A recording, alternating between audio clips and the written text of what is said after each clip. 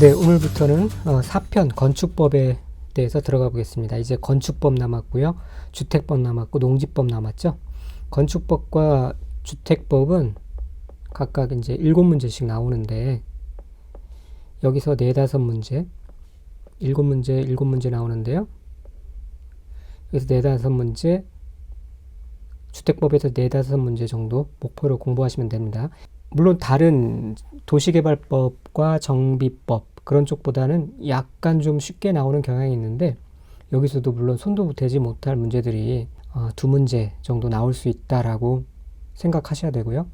그 문제들은 깔끔하게 포기하시고 요 4-5문제 정도는 이제 열심히 공부하면 시험에 자주 나오는 부분들, 중요한 부분들 열심히 공부하시면은 충분히 맞을 수 있는 부분이니까 그 부분을, 중요한 부분, 많이 나오는 부분, 그 부분을 열심히 공부를 하시면 이 부분의 특징은 이제 공부한 만큼 점수가 나온다는 것이죠. 특별히 깊게 이해해야 될 부분도 많이 없고요. 반복해서 들여다보시고 암기해야 될 부분 정확하게 암기하면 맞출 수 있는 부분입니다. 자, 그러면 이제 건축법에 대해서 들어가 보도록 하겠습니다. 건축법에도 절차가 등장합니다. 그래서 대략적인 절차들은 이해하고 계시면 도움이 되겠죠. 먼저 계약을 하고요. 그 다음에 이제 건축 설계 단계가 먼저 들어가죠. 그 다음에 이제 건축 허가하고요. 물론 신고해야 될 사항들은 신고로 끝내기도 하고요. 그 다음에 드디어 이제 착공이 들어가고 공사 끝난 다음에 시공 감리, 최종 사용 승인이라고 이제 사용을 허가받는 단계를 지나서 이제 실제로 사용이 되고요. 그 다음에 이제 유지 관리 단계로 넘어가죠. 이런 절차에 걸쳐서 건축법이 이루어집니다. 자, 그래서 건축법의 목적을 보면 이 법은 건축물의 대지, 구조, 설비, 기준 및 용도 등을 정하여 건축물의 안전, 기능, 환경 및 미관을 향상시킴으로써 공공복리 증진에 이바지 하는 것을 목표로 합니다. 즉 건축법은 이제 건축물의 다양한 어떤 구조나 설비, 기준 등을 정하는 거예요. 주택법은 주택 하나가 아니라 주택 단지를 생각하시면 됩니다. 주택 단지 전체에 대규모 주택단지들을 어떻게 관리하고 어떻게 기준을 정해서 건설을 할 것인지 그렇게 이해를 해두시면 되겠습니다. 자, 건축법상의 용어 정의 부분도 중요 용어에 대해서 알아보도록 하고요. 이제 중복되는 부분은 또 본론에 들어가서 또 살펴보도록 하겠습니다. 먼저 지하층이라는 개념이 나오죠. 지하층은 건축물의 바닥에서 지표면까지의 평균 높이가 해당 층 높이의 2분의 1 이상인 것을 말합니다. 지표면이 있고요.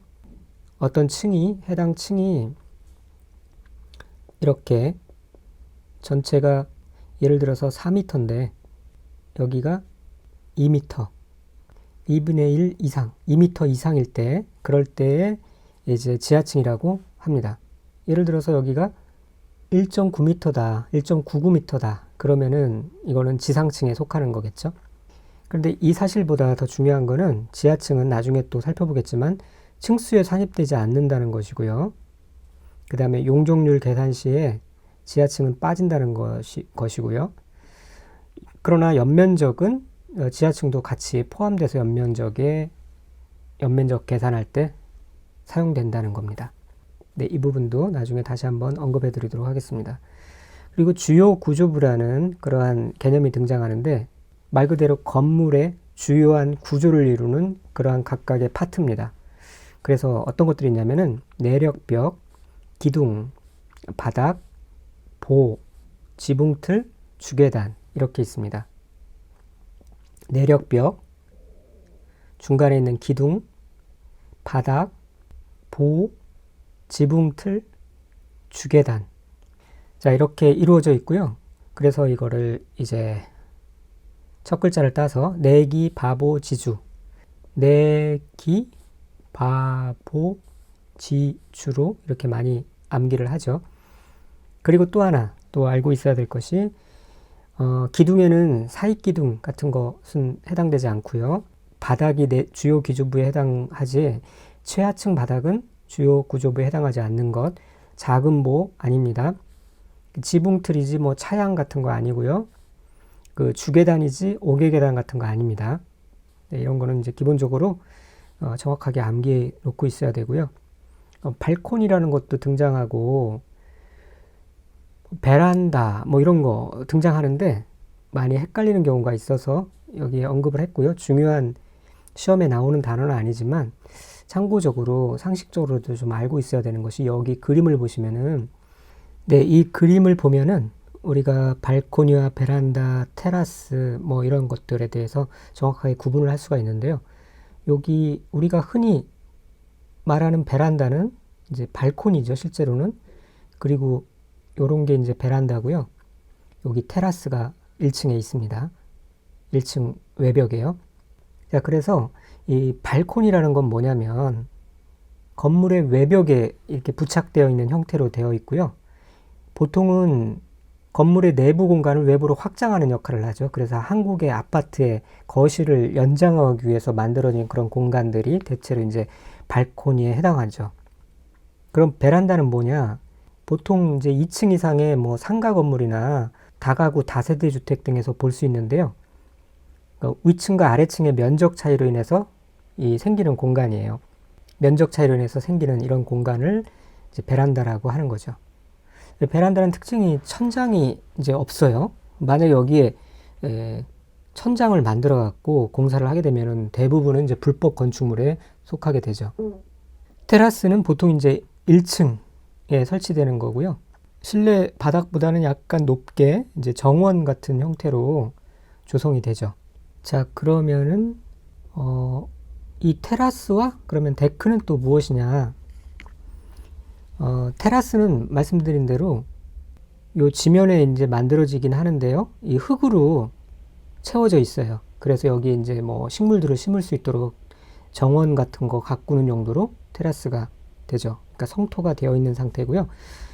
이 데크는 말 그대로 쉽게 말하면 이제 마루 같은 거. 이렇게 똑같이 형태는 비슷해 보일지 모르겠지만 마루 형태로 나무로 마감되어 있는 형태로 이런 식으로 되어 있는 것을 데크라고 얘기를 합니다. 둘 구분이 가시죠. 베란다와 발코니 구분을 하셔야 되고 테라스와 데크 구분을 해 두시고요.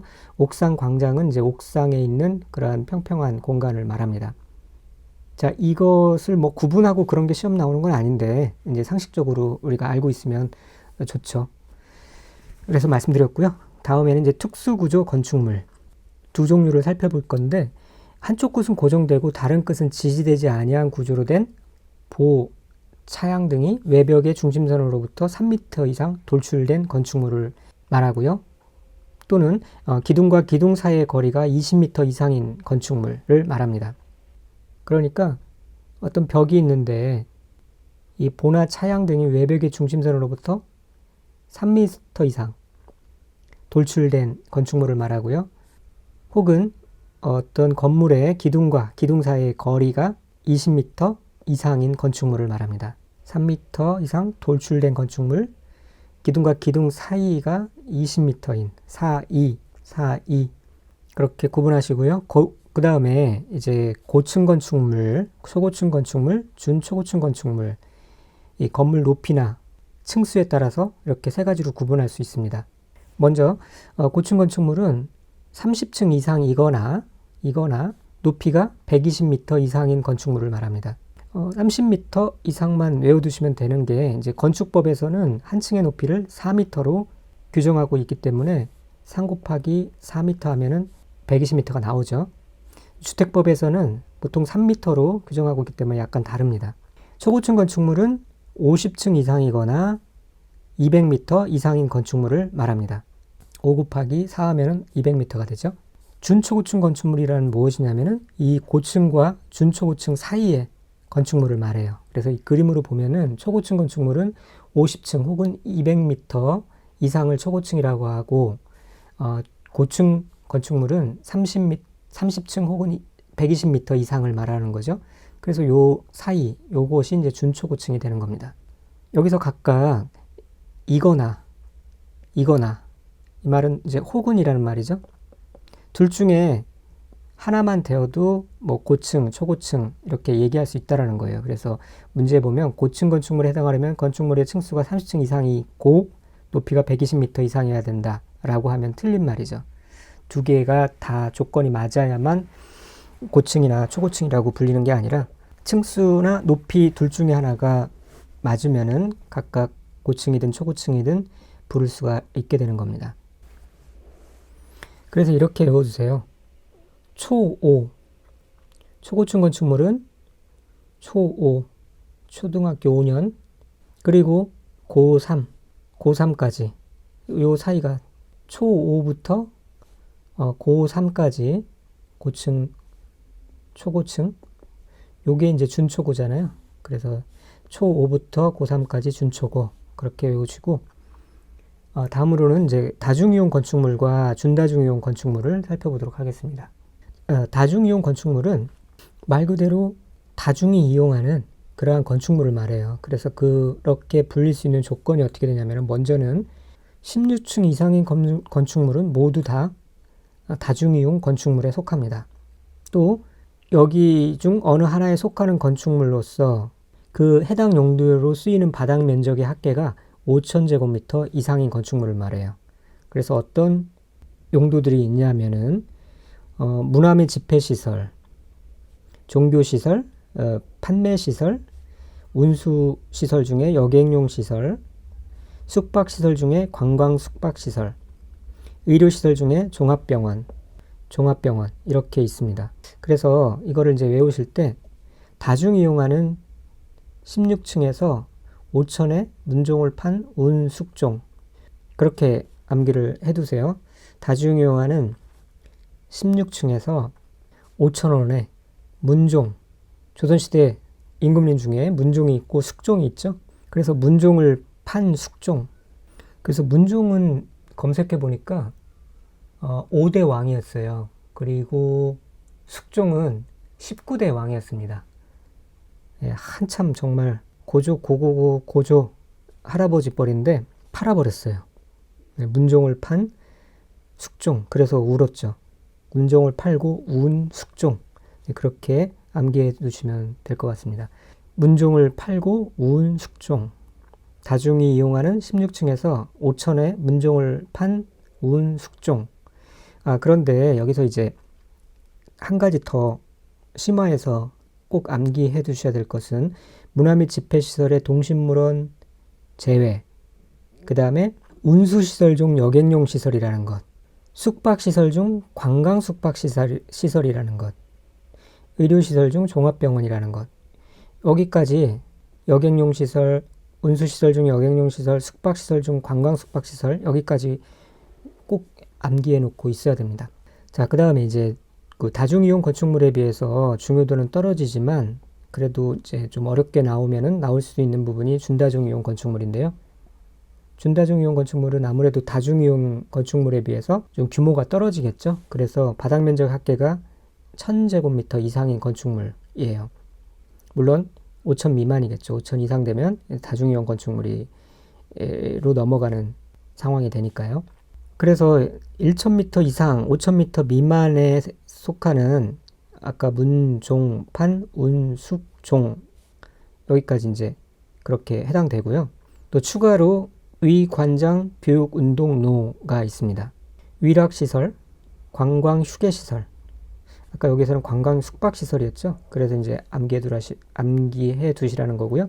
장례시설 있었고, 교육, 연구시설 있고, 운동시설, 노유자시설. 그렇게 1,000m 이상의 건축물 중에 요것에 해당되는 것들이 이제 준다중이용 건축물입니다.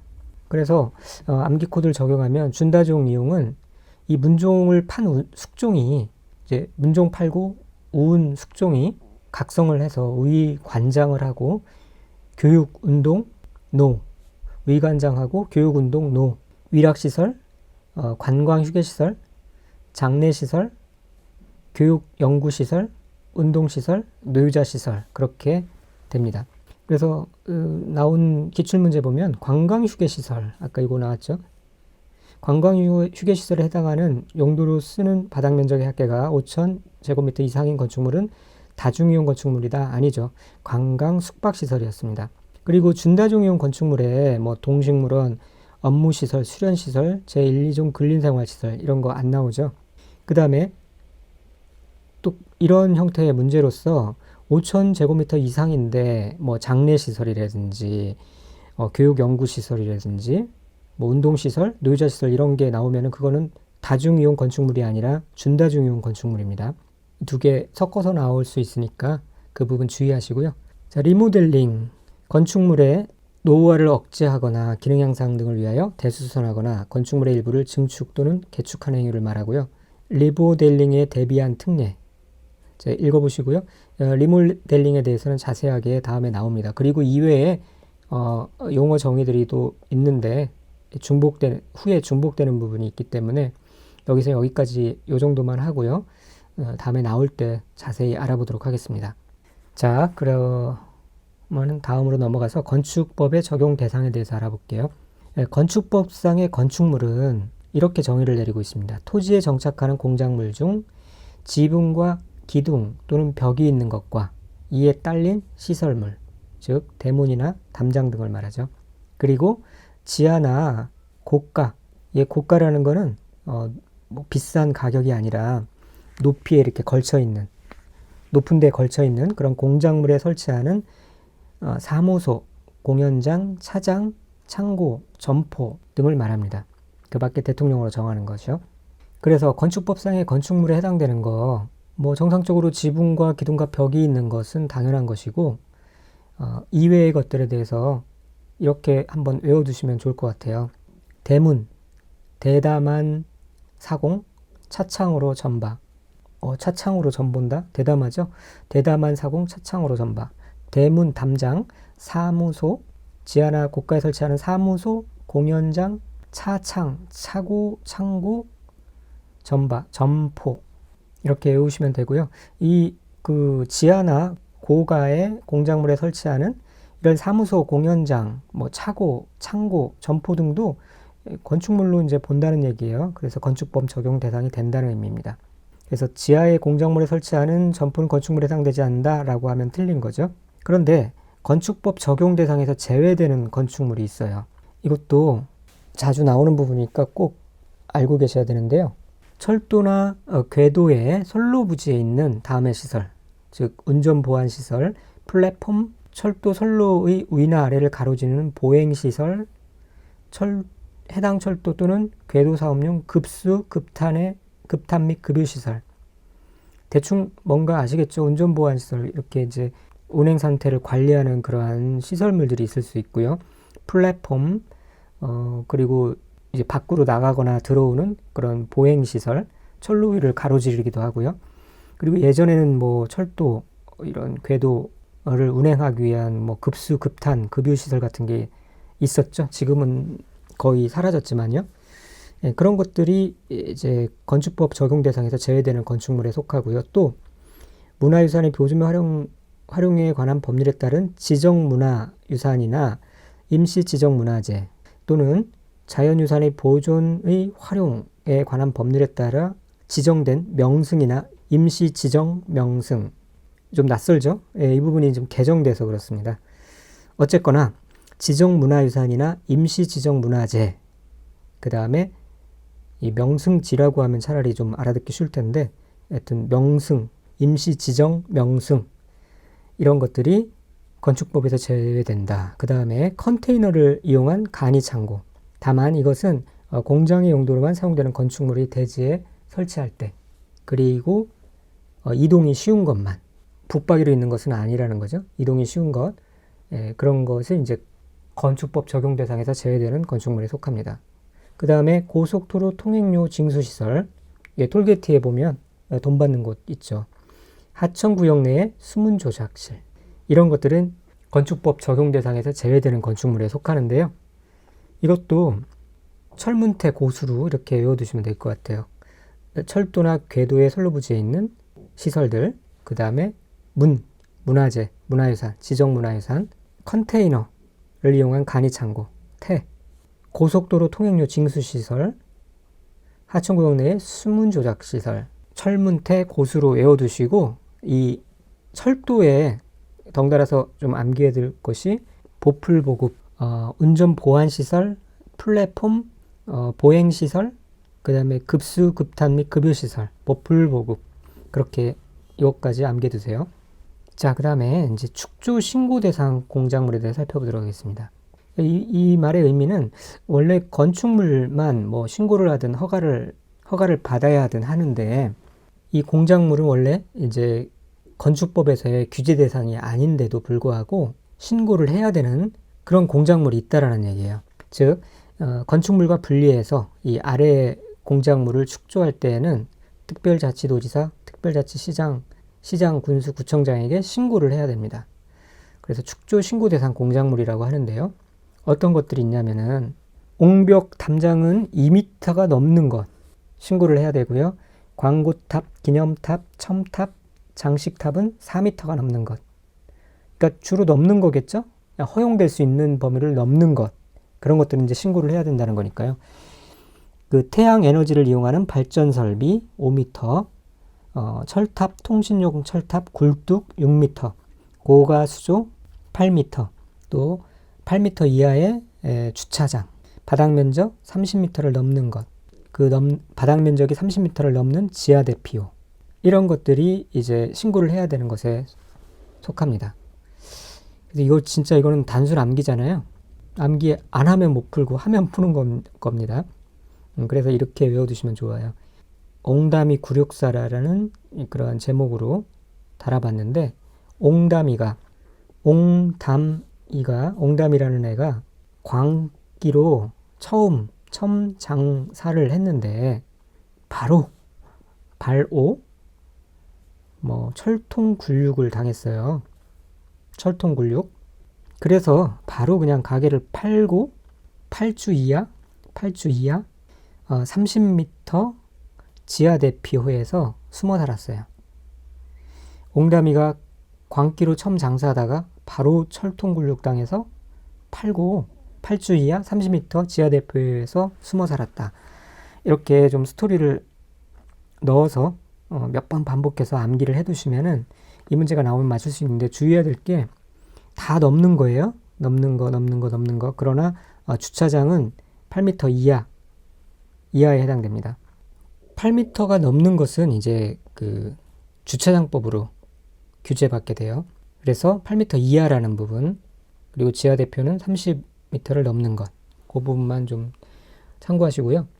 여기서 또 주의해야 될 것이 이 축조 신고 대상 건축물은 건축물과 분리하여 이렇게 축조된 것을 말합니다. 예를 들어서 문제에 건축물에 딸린 옹벽이라고 하면은 같은 옹벽이지만 건축물과 분리되지 않고 딸려 있기 때문에 이것은 건축물에 해당되는 거예요. 그래서 공작물 축조 신고 사항이 아니고 건축 허가를 받아야 되는 사항이 되는 거죠.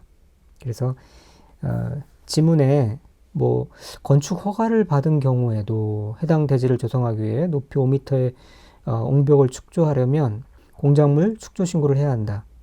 이런 말은 앞뒤가 안 맞는 말이죠. 건축 허가를 받았으면은 공작물 축조 신고를 할 필요가 없는 거죠. 또 한 가만 더 보면요. 높이 3m의 광고탑은 특별자치시장, 시장, 군수, 구청장에게 신고하고 축조해야 하는 공작물에 해당한다. 광기첨장사라고 그랬죠. 4m가 넘어야만 축조하고 축조 신고해야 되는 공작물에 해당합니다. 틀렸죠? 자, 그 다음에는 건축법 적용 대상 행위에 대해서 알아보도록 하겠습니다. 건축이란 건축물을 신축, 중축, 개축, 재축, 이전하는 것을 말합니다. 신증, 개, 재, 이. 그런데 이전을 말하는 것이 이축을 말하는 건 아니에요.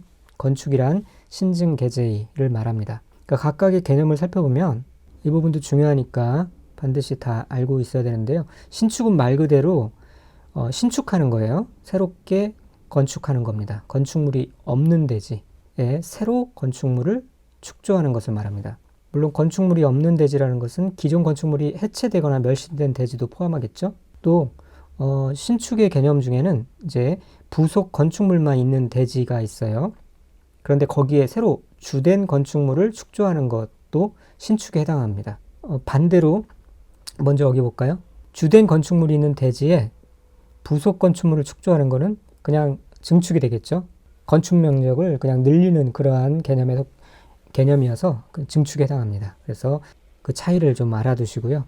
그런데 새로 주된 건축물을 건축하는 것이지 뭔가 주된 건축물의 개축이나 재축하는 것은 당연히 신축에 해당되지 않겠죠.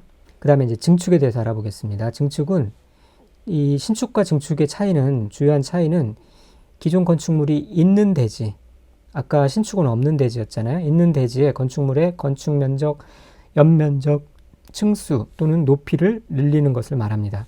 건축 면적, 연면적, 층수 또는 높이를 늘리는 것을 말하고요. 말씀드렸듯이 주된 건축물이 있는 대지에 부속 건축물을 축조하는 것을 말합니다.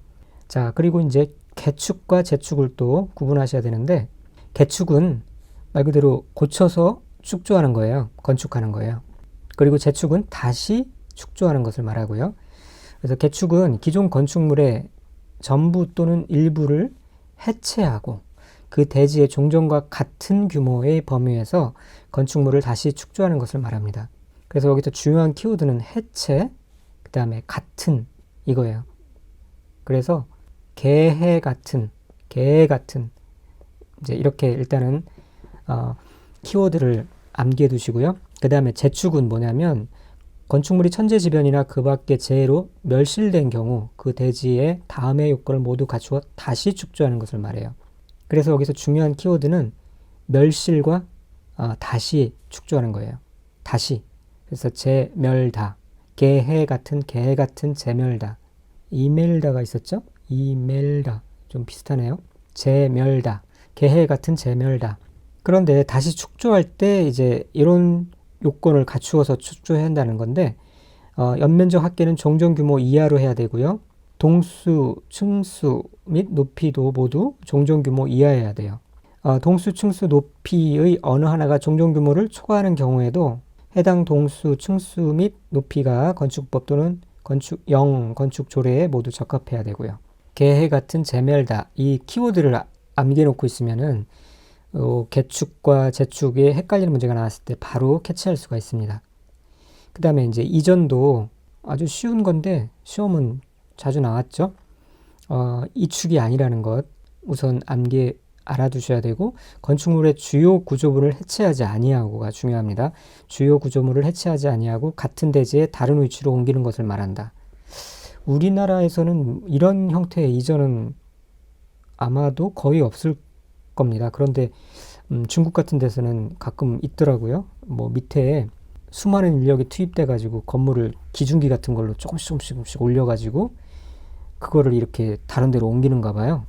그런 희한한 영상들이 있어서 본 적이 있는데, 이제 그런 경우가 그대로 주요 구조물을 해체하지 않고 같은 대지에 다른 위치로 옮기는 이전에 해당되겠죠. 만약에 이전을 같은 대지가 아닌 다른 대지 할 때, 만약에 그 대지가 나대지면은 신축이 되고 건축물이 있는 부주면은 증축이 될 수도 있겠죠. 자, 그 다음에는 이제 대수선에 대해서 알아보도록 하겠습니다.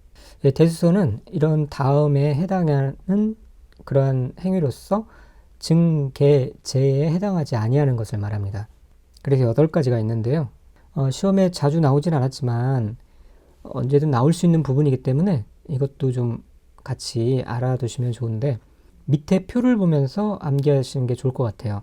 먼저 대수선의 부위별로 보면은 주요 구조부에 해당되는 부분과 외부 형태에 해당되는 부분이 있어요. 그래서 주요 구조부에 해당하는 것은 내기, 보틀, 바주 이런 것들이 있고요. 외부 형태는 가세, 마감, 건축물의 외벽에 사용하는 마감 재료 이런 것들이 있습니다. 내기, 보틀, 바주, 가세, 마감하러 가서 마감하러. 뭐 말은 안 되는데 어쨌든 이렇게 몇 번 반복해서 암기 코드를 암기해 두시면 좋겠고요. 내기, 보틀, 바주, 가세, 마감 모두 이 증설 해체라는 공통 키워드가 다 들어갑니다. 증설 해체라는 공통 키워드가 다 들어갑니다. 플러스 내력벽에서는 벽면적 30제곱미터 이상 수선 변경 할 때 대수선이라고 하고요. 그 다음에 기보틀은 3개 이상 수선 변경할 때, 그리고 바닥과 주계단, 피난계단, 특별계단, 이 방화벽 또는 방화구획을 위한 바닥, 주계단, 피난계단, 특별계단 이것들은 이제 중요한 주요 구조부에 해당되겠죠. 그래서 이것들은 뭐 증설해체, 수선 변경, 뭐 이 개수 상관없이 건들기만 하면은 다 대수선이 되는 것이고요. 그리고 다가구 주택의 가구 간 경계벽, 다세대 주택의 세대 간 경계벽도 수선 변경만 증설해체, 수선 변경만 하면은 바로 대수선이 되는 겁니다.